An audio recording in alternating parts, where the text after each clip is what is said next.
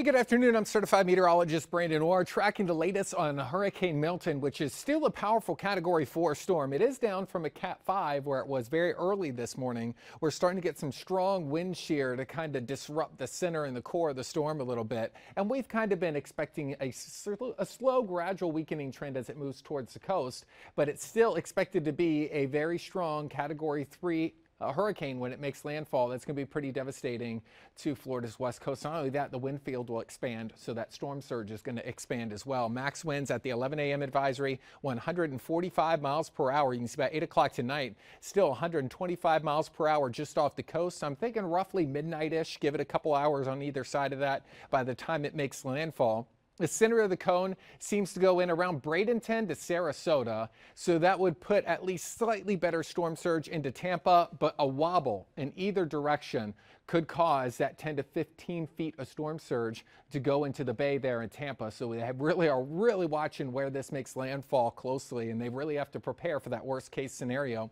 Expected to still be a hurricane when it emerges into the Atlantic. It's been producing tornadoes across South Florida. A tornado watch does continue today until 9 o'clock. This was a tornado just west of Weston. I sped it up in a time lapse so you could see it. It was very impressive.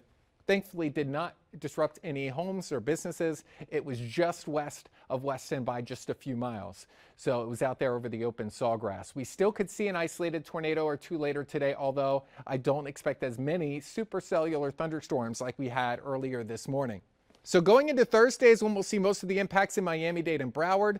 Winds 25 to 35, gusts to 50. We can handle that, but that could still cause some isolated power outages. Don't expect much rain from this storm. I think people think we're under a tropical storm warning, so it's going to be raining sideways all day. That's not going to be the case. Majority of the day will be dry, perhaps some sunny breaks too. Very similar to what it was like during Helene. No storm surge issues for Broward and Miami-Dade.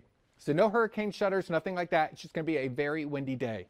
Down here into the Keys, seeing some wind gusts already up to 50 miles per hour. So this is now through Thursday. Rainfall here, not that big either, around or less than an inch. So we'll get a couple of rain bands that could produce an isolated tornado or waterspout, but I don't think we're going to get a ton of rain. So I'm not concerned about flooding. Surge will be 1 to 3 feet. That's where we could see the flooding. Not so much from the rain, but from the storm surge. We've already seen surge over a foot so far in Key West. Next high tide time is at 4:05, but watching that high tide a little after 2 a.m. and we'll get a chance to dry out going into the weekend. Updates on local10.com. I'll see you there.